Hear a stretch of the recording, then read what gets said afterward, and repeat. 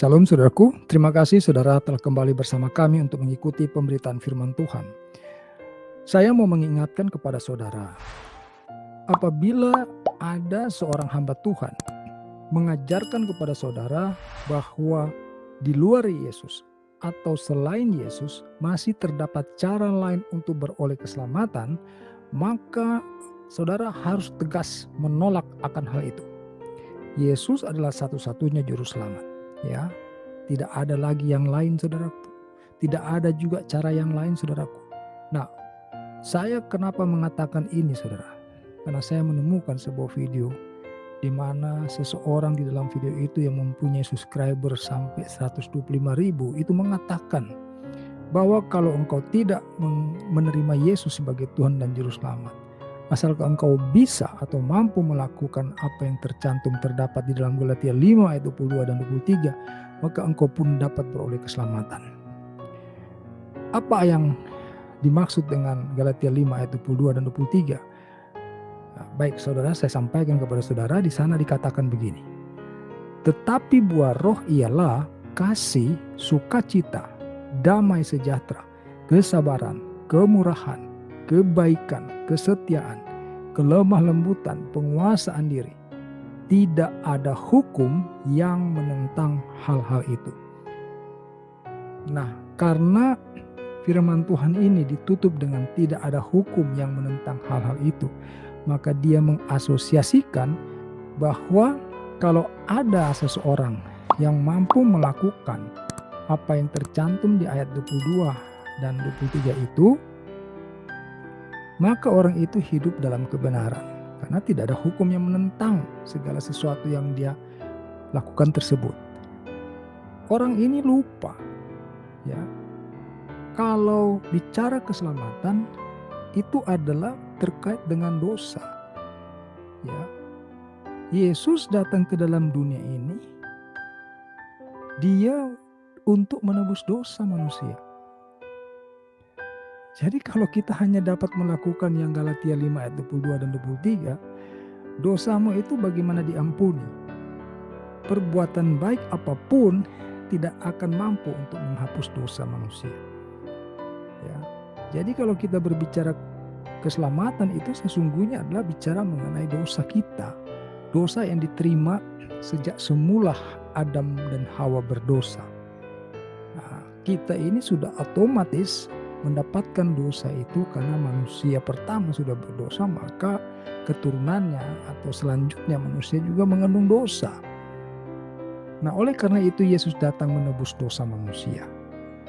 Jadi kalau kita bicara keselamatan di dalam Yesus, karena Yesus adalah juru selamat, dia telah mati di kayu salib mencurahkan darahnya untuk pengampunan dosa-dosa kita. Jadi apa yang disampaikan oleh seseorang ini adalah sesuatu yang konyol. Saya tidak akan mengatakan orang ini sesat. Saya hanya ingin mengingatkan kepada saudara agar saudara hati-hati. Ya. Galatia 5 ayat 22 dan 23 itu bicara tentang buah roh. Kata roh di sini itu huruf R-nya besar, saudara. Artinya kalau kamu sudah bertobat, engkau menerima Yesus sebagai satu-satunya Tuhan dan Juru Selamat, maka ada roh, yaitu Roh Kudus yang diam di hati kamu, sehingga kamu akan mulai menghasilkan buah. Ya, buahnya itu tadi, kasih, sukacita, damai sejahtera, kesabaran, kemurahan, kebaikan, kesetiaan, kelemah lembutan, penguasaan diri.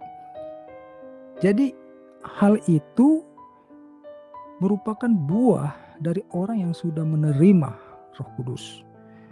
Artinya orang yang tidak memiliki Roh Kudus mustahil akan mengenal hal-hal ini apalagi melakukannya.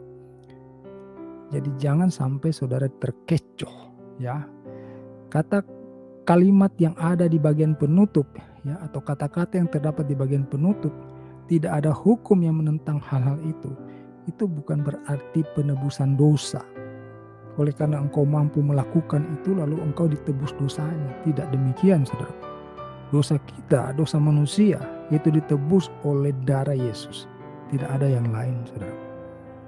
Ya, sementara Galatia 5 ayat 22 dan 23 ini justru berbicara tentang buah roh.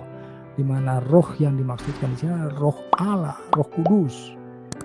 Jadi sekali lagi kalau kita sudah menerima Roh Kudus, artinya kita sudah bertobat, kita lahir baru, kita menerima Yesus sebagai Tuhan dan Juru Selamat, Roh Kudus diam di dalam kita, maka mulailah kita akan dibentuk ya untuk dapat melakukan kasih, untuk dapat bersuka cita, untuk dapat memiliki damai sejahtera, untuk dapat memiliki kesabaran, untuk mampu bermurah hati, ya, untuk mampu melakukan hal-hal baik, untuk dapat setia, ya, untuk dapat lemah lembut, ya, tidak lagi keras hati, tidak lagi mudah emosional begitu, ya, penguasaan diri.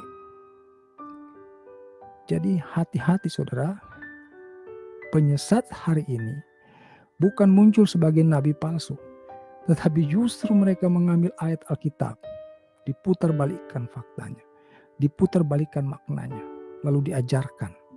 Nah, itulah kemudian menjadi pengajaran yang menyesatkan kita. Maka berhati-hati saudara, ini penting untuk diperhatikan. Tidak ada juru selamat selain Tuhan Yesus Kristus. Tidak ada cara lain untuk beroleh keselamatan selain engkau percaya dan menerima Yesus Kristus sebagai Tuhan dan Juru Selamat. Itu saudara. Jadi tidak ada nego, ya, tidak ada tawar-menawar mengenai hal itu. Karena kematian Yesus di kayu salib itu bukan cuma tercatat di dalam Alkitab, tetapi juga ada catatan sejarahnya. Ada lebih dari 500 pasang mata yang menyaksikan Yesus terangkat ke surga.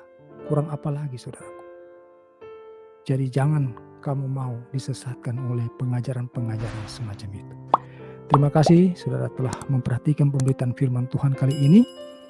Kiranya pemberitaan firman Tuhan kali ini memberkati saudara, dan kita jumpa lagi pada pemberitaan firman Tuhan lainnya. Haleluya. Amin.